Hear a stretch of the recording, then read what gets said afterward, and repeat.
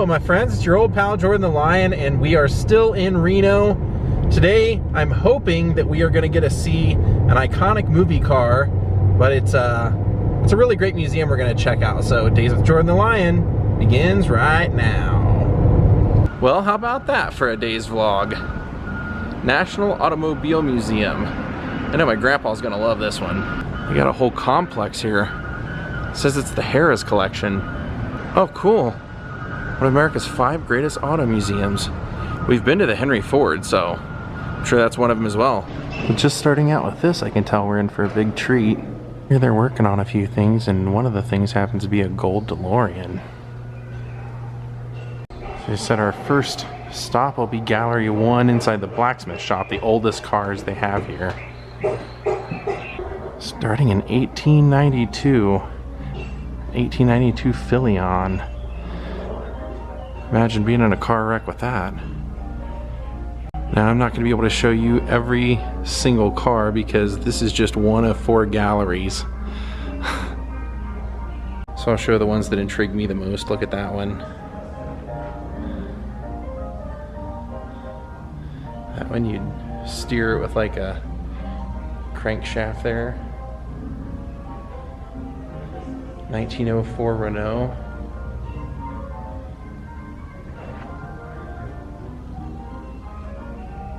Now what's kind of interesting about this is you'll notice tucked in between some of the cars you see these dresses, and these are William Harris family wedding dresses. This is his great-grandmother's, and then we saw his wife when we first walked in.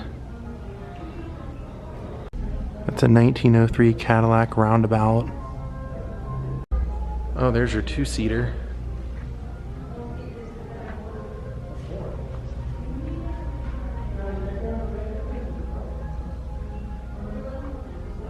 That one's pretty cool. It's a 1904 Knox. It says it's waterless. Yeah, don't forget they had some of the same technologies in the late 1800s, early turn of the century that they're just now coming up with again for cars. Now this says this is a 1906 Adams Farrell, and it also says it's the only one known to exist. Huh. You don't get any more rare than that. Steer it from here. It's quite a bit of seating too.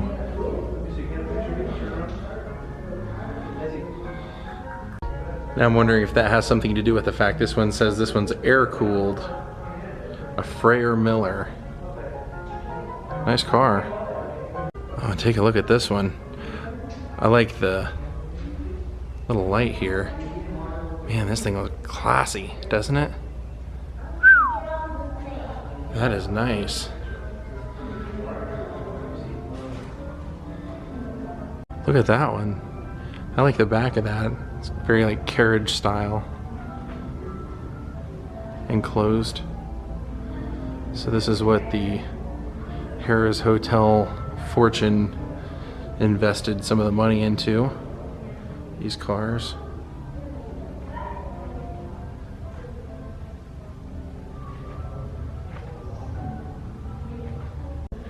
Here's an old painting of an Oldsmobile racing a steam engine locomotive, and then that's the car it was advertising. Look at that monstrous spare tire. Alright, let's move along. Wow, take a look at that Pierce Arrow. It says it was the largest car of 1913. That thing is huge. So here you see a sign that says 1912 Rambler, seen in Titanic. That is because this is the car that you see on the dock scene in 1997's Titanic. It's kind of cool. And they're having their departure from Southampton. Here's a 1910 Rolls Royce. You can see the logo in there. That's a beauty. I love that Rolls-Royce is one of the few cars that's kept that kind of classic body frame. Not quite like this, but a classic style. It's cool. It's a 1913 Mercer. I like that one a lot.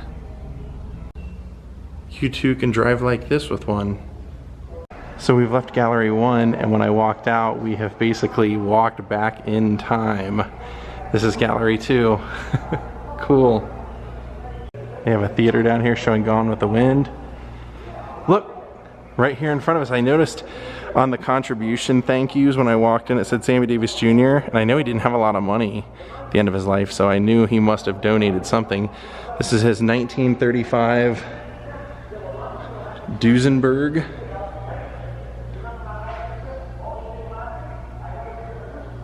Sammy. Now I will tell you, this is a replica, not a replica of Sammy's car. This was Sammy's car, but in the 70s it became a thing to make replicas of old cars that old movie stars would have driven, and so he was one of them that had one of those made, and this was his. You can see the wear on it too. Here's a 1938 Packard.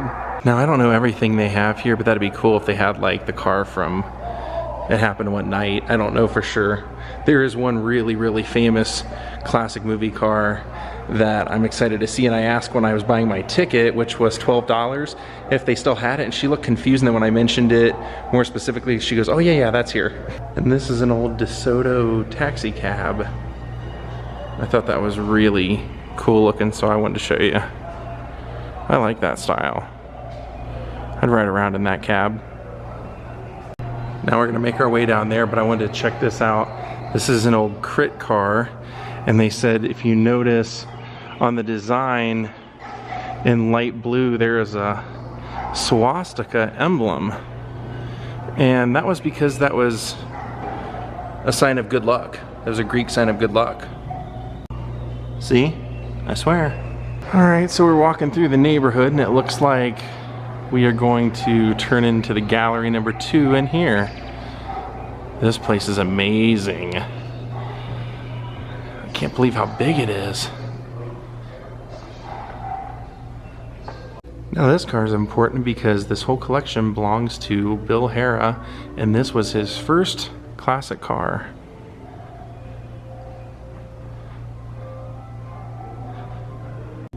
That's cool. 1920 Briggs & Stratton.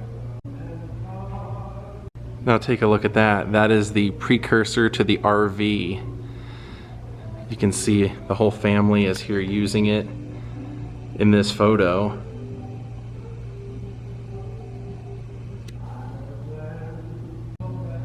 Yeah, I mean, it's kind of inventive. This was 1921, so they were thinking families on the go traveling already. Now this was so unique, I knew there must be some sort of crazy story behind it, and there is.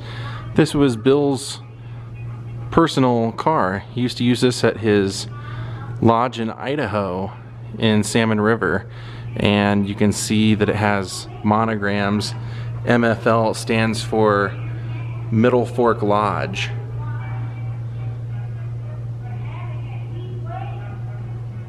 Alright, oh look at that one. Wow. That thing is beautiful. Beautiful. It is just absolutely incredible how many cars they have here. 4 galleries, and we're barely making it through 2. Wow. Now this is a Pontiac, and it says that they used a Chief Pontiac hood ornament.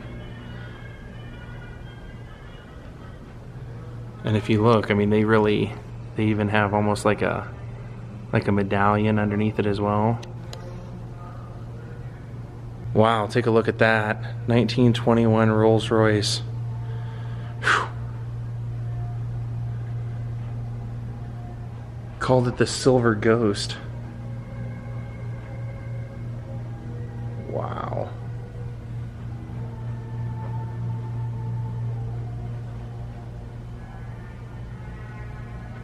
Now that's a 1925 McFarlane, and they said that this was often called the American Rolls-Royce, and they said this was more of like a regal car, and people like boxing heavyweight champ Jack Dempsey and Fatty Arbuckle owned these. And look at their hood ornament. I thought that was great.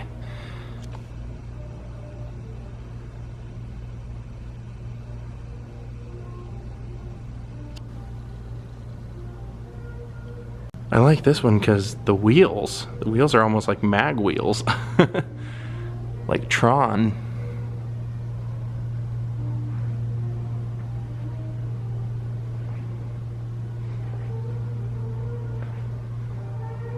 Now this, you can kind of see this was a closed cab pickup. If you look in the back, you can see it was a 1929 pickup truck. Now we're getting to some of the fun cars. Like this. This says, "This is the Mary Pickford car." Let's take a look at that. Now the reason they're calling this the Mary Pickford car is because this was a Christmas present to Mary from Douglas Fairbanks in 1928. And this was a short-lived car. They only made them from 1928 to 1931. And this was in 1928, so it's pretty cool. Merry Christmas, Mary.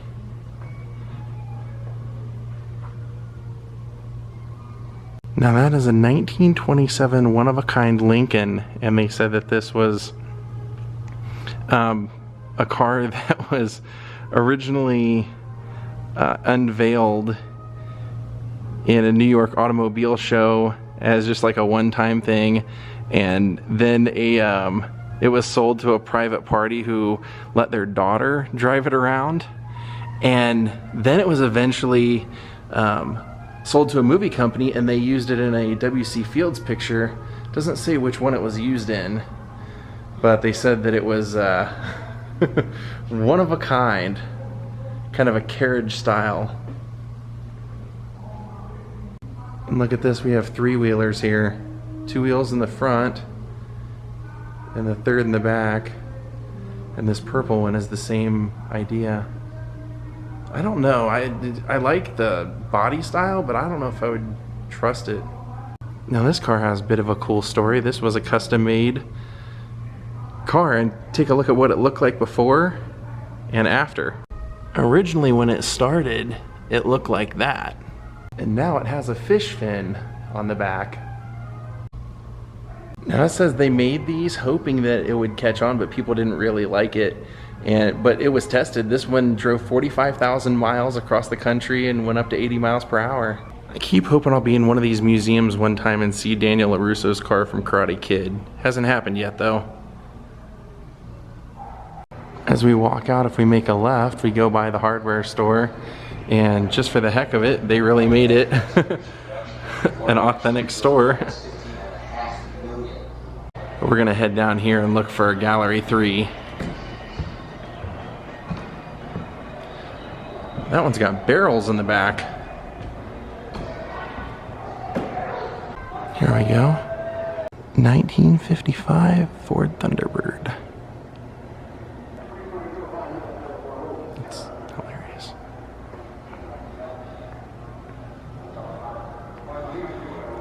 '64 Volkswagen.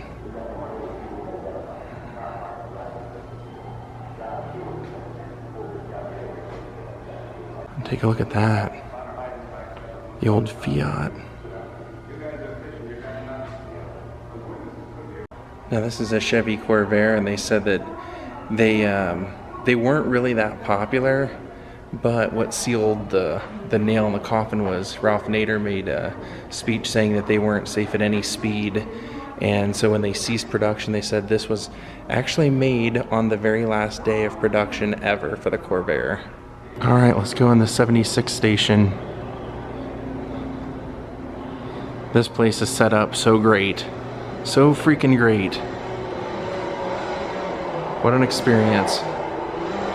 Now this is really cool. This is a 1933 Cadillac. They said that there were only 400 of them made, and each one had a nameplate with the owner's name stamped into it. And so this one was number 56. It was the most expensive model of Cadillac you could get that year in 1933, and it was Al Jolson's Cadillac. And they actually have a picture of him at his house with the Cadillac right there.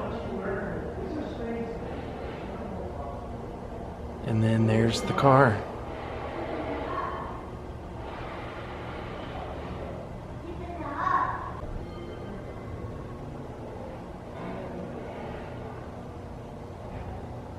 Al Jolson's car.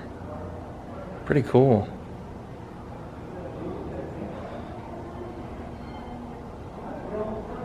Take a look at this car. It says that there's only one made, custom built. Almost looks like a Batmobile from like 1989, but this was 1938's Phantom Corsair, and it says that it was used in the movie The Young and Heart, starring Paulette Goddard, Janet Gaynor, Billy Burke, and Douglas Fairbanks Jr. You can actually get close enough to look in. And a sunroof. They said in the movie it's called the Flying Wombat, they call this car. They have some really, really amazing cars here, man, let me tell you. Wow. Look at all this. E.L. Cord's limousine. That one right there. Well, that looks like a celebrity car to me, don't you think? Don't you think a celebrity should be driving something like that? Who could Lynott be? Lynott, let's see. Or could that be Lana? Lana Turner? I think so. Check this out. This is 1941 Chrysler. Only 6 ever built, 6 known to exist. This one belonged to Lana Turner. Now on the plate here, it actually says this car was originally owned by millionaire playboy Henry Bob Topping Jr., former husband of movie star Lana Turner. The car became fondly known as the Lana Turner Chrysler. Then it says he customized it by having his name put into the hubcaps. And sure enough, there's Topping, and there's me filming it. Hi. I love that car. Now this beautiful 1948 Lincoln Continental was owned by Elliott Gould. Philip Marlowe. The Long Goodbye. Man, who wouldn't want to be seen around Hollywood driving that car? That thing's amazing. Oh, that's cool. That motorcycle with the sidecar is an old Indian. Ever since La Bamba, I've always loved Indian motorcycles. It always pays to read everything. This is a 1947 DeSoto, and at first you look at it and you go, Silver Saddle Ranch, who cares? You know, you think it was probably just used on some ranch, but no. This car was actually rented to Clark Gable and Van Johnson both at different times when they visited Reno, which makes me think that he probably rented it when he was doing the Misfits. DeSoto Suburban. That's a nice car. Oh, check out that Porsche. Oh, take a look at this white one. You know what that is? That is a 1953 Corvette, the very first year that they ever went into production making the Corvettes. And this was John Wayne's Corvette. They even have a picture of him with it here. Let me show you the car first. Great car, wow. Not only do you see him right here standing right next to it with the captain's hat, that is definitely this car. And then right next to it, they even have the sales receipt. And you can see if you look closely enough, let me see if I can get in there. You can see the delivery date. And if you look close enough, you can see his name and his delivery address. It's crazy, as for as many cool cars as we've seen, we haven't seen the one that I was looking for that I actually came here to see. But I think we will. Kaiser Darren. Oh wow, look at that tiny little guy. It's like the Mini Cooper of its day. That was a 1956 Mercedes-Benz, and they said they actually entered it in a salt flats race. As we're walking through here, look how much they want this to feel like you're in an old neighborhood while you're inside. They've even got power lines. No parking signs. That is an actual car. That is a Finkmobile made by Ed Big Daddy Roth. Also an Ed Roth, just like we saw when we first came in. Now let's see what we have in here. Now logically, since this is the 4th gallery out of 4, and there aren't that many cars in here, I have to expect that the one car that I really came to see has to be in here. So fingers crossed, guys, this will be worth it if it's still here, which they said it is. Hopefully it's back here somewhere. Now so far this probably has to be my favorite car, because this 1973 Cadillac was Elvis's, and Elvis owned a lot of Cadillacs, but this one was extra special because this was a gift to him from his father Vernon, and it said he drove it for quite a while and then ended up giving it to his karate instructor as a gift in Memphis, and said that karate instructor taught Elvis all the way up to a 7th degree black belt. And here you can also see it was not only a gift, it was a birthday gift to Elvis. Alright, we found it. This was the crowning jewel of what we came to see. Do you recognize it? If you don't recognize it yet, take a look over here. It's Jimmy, James Dean. Yep, this is the car from Rebel Without a Cause. That's the car. How cool is that? What an iconic movie. I mean, he was gone before it ever came out, and he's been a legend from just 3 movies, so really cool to see this, especially how often you see it in the movie. Wow, take a look at that. Yeah, when I found out it was here, I was like, someday I have to make it to Reno just to see that. He would have driven that car. That is just so cool, right? Now take a look at this guy. This is the 1907 Thomas Flyer. This is the car that won the 1908 New York to Paris automobile race. It says it traveled 22,000 miles over land and sea.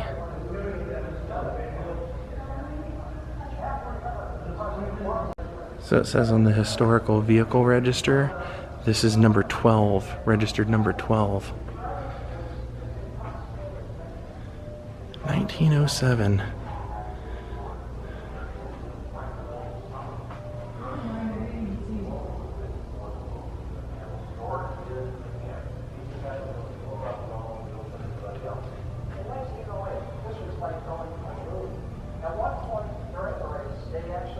Okay, so first off, we have to give an A for effort. The concept alone is amazing. However, I can see problems with parking in Los Angeles if you owned this. The Flying Caduceus.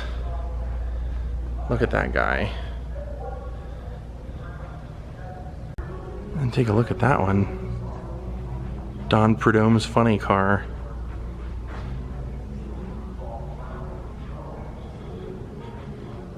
Now let's see what else we have down here. Now that's Jim Frederick's fly rod, and he called it that because it could go up to 180 miles per hour, and when it was going that fast it sounded like a jet engine. Kind of a cool car.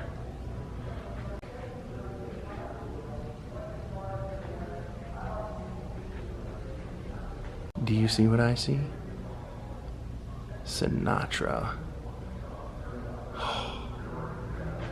Yep, Frank Sinatra's car. His Gia, G-H-I-A.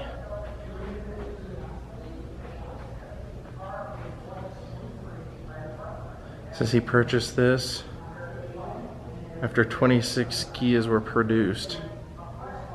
They ceased production in 1963. This was in 1961.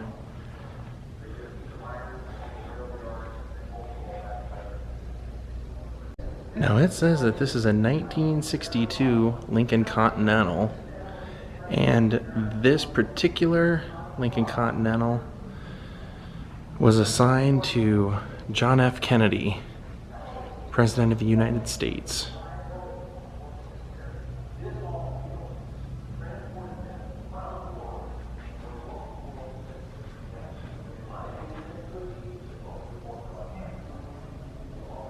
See, I kid you not. JFK's Continental. Wow, we have seen some really cool cars today, including some really cool celebrity cars. Frank Sinatra's car, Al Jolson's car, Sammy Davis Jr., Elvis, the James Dean car from Rebel Without a Cause. I think this has been a great day. We have seen everything now. Let's head out of here. Just gotta take it in one more time. I mean, because I've done a lot of James Dean vlogs, and we've seen just about everything I feel like you can see of James Dean, other than probably the original Red Jacket. But other than that, we've seen so many things that either he owned or that he used in movies, so this is just a real honor. And if you want to see more of James Dean, go to his hometown of Fairmount, Indiana. There are 2 museums there that have a ton of great stuff, one of which being most all the cases in there are donated by James Dean's cousin Marcus, who he lived with out at the farm before he moved out to become a star. And so Marcus owns everything of James Dean's after he passed away, and he has the only keys to those cases, and he constantly is coming and switching things out. It's definitely worth a trip out to Fairmount. Well, my friends, we're gonna call it a day. I had a great time visiting here. I hope you enjoyed it as well. Thank you for watching. We'll see you all tomorrow. Have a great night. Goodbye.